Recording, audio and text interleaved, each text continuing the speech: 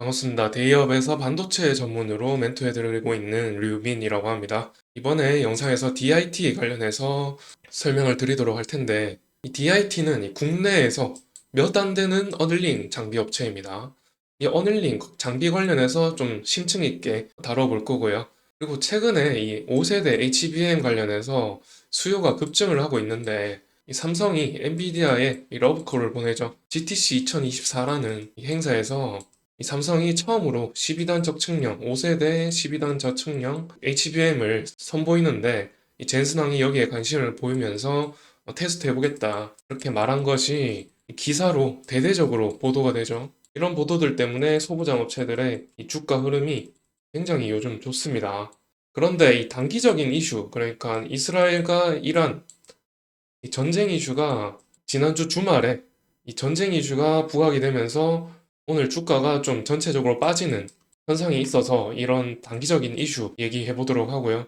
그리고 HBM 관련해서 이제 중장기적인 시나리오, 앞으로 어떻게 될 것인가 이런 시나리오, 이런 거에 대해서 좀 소상히 얘기해 보도록 하겠습니다. 그러니까 이제 구독을 하지 않으신 분들은 먼저 구독부터 해주시면 좋겠죠? 지금 보이시는 장비가 어닐링 장비인데 DIT 어닐링 장비입니다. 이 어닐링 장비가 23년 8월부터 하이닉스에 공급되기 시작했습니다. 어닐링 장비에는 급속 어닐링 장비와 레이저 어닐링 장비 이렇게 나뉠 수가 있겠는데 급속 어닐링 장비는 다소 뒤틀림이라는 현상이 있습니다. 어닐링이라는 게 열에 의한 공정이죠. 그렇다 보니까 실리콘이 뒤틀리는 현상이 생긴다는 거죠.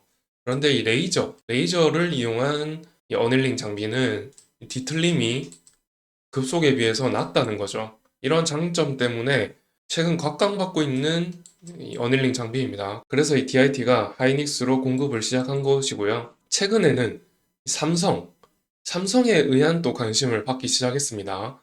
삼성이 처음에 말씀드렸다시피 이 엔비디아에 러브콜을 보냈습니다.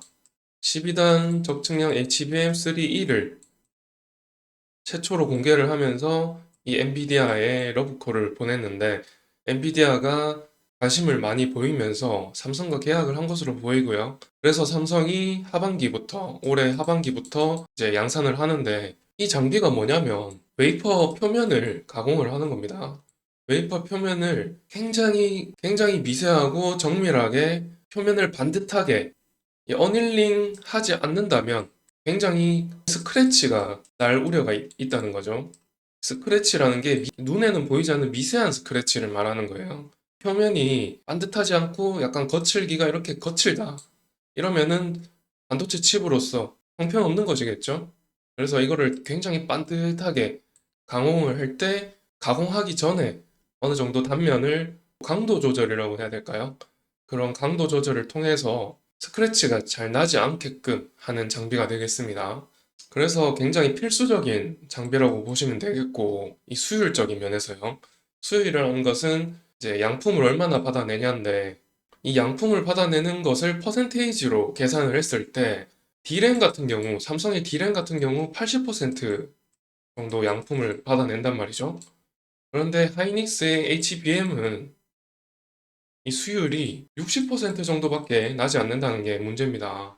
그러면 나머지 40%는 뭐 고쳐 쓰거나 버리거나 이렇게 되는 거잖아요. 그래서 굉장히 수율이 안 좋은 편인데 이 수율을 개선하기 위해서 이 어닐링 장비가 필수라는 거죠. 근데 더군다나 SK 하이닉스는 옛날부터 HBM을 생산했던 업체입니다. 그리고 옛날부터 엔비디아와 단독 거래하던 업체예요. 그런데도 불구하고 이런 노하우가 있음에도 60%밖에 수율이 나오지 않는다. 그렇다는 것은 삼성은 최근에 이 HBM을 생산한 후발주자란 말이죠. 그런 점에서 수율이 더 나쁘다는 의미가 되겠죠. 저는 그렇게 추측을 하고 있습니다. 그런 점에서 이 삼성이 이 수율을 올리기 위해서 이런 어닐링 장비에도 관심을 보이고 있고 세정 장비, 그리고 테스트, 검사 장비죠. 이 세 가지 공정에 굉장히 요즘 관심을 비추고 있습니다. 그래서 이 주가 흐름을 보시게 되면 이 세 가지 관련 업종이 뒤늦게 후발주자로 주가가 오르고 있는 추세거든요. 그래서 우리 투자자 입장에서도 이 세 가지 공정을 담당하고 있는 장비에 관심을 가질 필요가 있다는 말씀을 드리는 거죠. 그러면은 DIT의 이 재무제표를 한번 보시면요.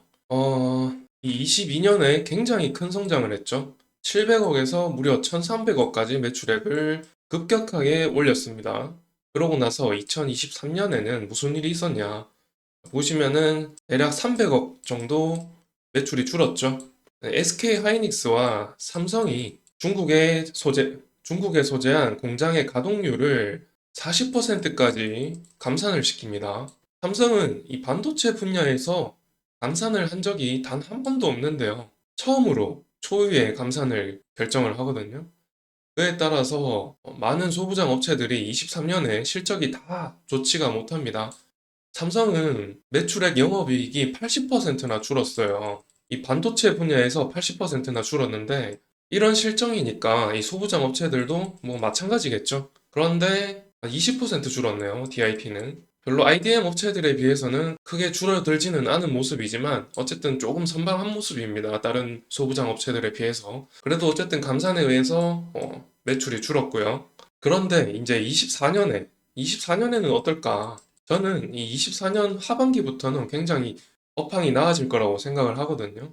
24년 하반기부터 30년까지 이렇게 반도체 업황이 좋아질 거라고 보고 있는데요. 그 이유가 뭐냐? 용인시 반도체 클러스터 단지 조성에 대한 기사인데요.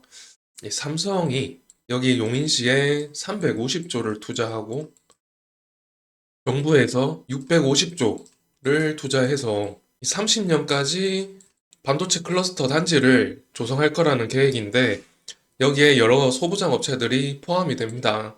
현재 29개 기업이 계약을 해서 입주하고 있는 상태고요. 여기에 DIT가 포함되는지는 아직 확실히 모르겠지만 여기 소부장 업체들이 추가 증설, 생산 캐파를 늘리면서 추가 증설을 하는 거죠. 이 생산 캐파를 늘릴 때 생산 장비들이 하나씩 들어가죠. 이 장비에 이 세정 장비가 한 대씩 필요하게 됩니다. 그래서 그 DIT의 세정 장비가 필수적으로 필요하다 보니까 장비에 대한 수요가 급증하겠죠. 그리고 여기에 자그마치 450만 평이나 된다고 하거든요. 이 국내 최대이자 세계 최대 규모의 인프라를 조성하는 건데 이에 따라서 여기에 입주하지 않는 소부장 업체들도 영향을 받을 거라고 생각을 하고 있고 30년까지잖아요. 그렇다는 것은 이 30년 이후도 충분히 매출액 증대를 기대해 볼 수 있겠다. 그런 말을 드리고 싶은 거고요. 그리고 여기에 총 50개 업체가 들어간다고 하고 또 다른 반도체 산업단지에는 또 150개의 업체가 들어설 거라고 하니까 굉장히 큰 규모의 조성 사업이 되겠습니다. 마지막으로 주가, 가격적인 측면에서 말씀을 드리면은 지난 주말에 이스라엘과 이란이 전쟁 소식이 있었는데도 불구하고 이 DIT만큼은 주가를 계속 끌어올리고 있다. 지금 오늘도 양봉을 만들고 있거든요. 월요일인데 지난 주말에 전쟁 소식이 있었음에도 코스피와 코스닥 전부 다 거의 개파락하고 있는데 DIT만큼은 이렇게 상승하고 있는 모습을 보여서 굉장히 영향을 받지 않는다. 이렇게 느꼈거든요. 앞서서 계속 설명을 드렸지만 좋은 종목임에는 틀림없거든요. 그런데 코스피, 코스닥에도 영향을 받지 않는다. 상승세가 굉장히 강한 종목이다. 이렇게 말씀을 드릴 수 있겠습니다. 그리고 지금 보라색이 111일선인데 장기 이평선도 뚫고 올라가고 있기 때문에 주가 흐름이 굉장히 양호하다. 이렇게 말씀을 드릴 수 있겠습니다. 그래서 여기까지 제가 이제 말씀을 드릴 수가 있겠고, 불어의 투자 판단은 또 본인 스스로 하시는 거니까, 그러면 영상은 여기서 마치도록 하고요. 다음에 또 DIT 관련해서 새로운 소식이 있으면은 영상을 촬영하도록 하겠습니다. 그러면 시청해 주셔서 감사드립니다.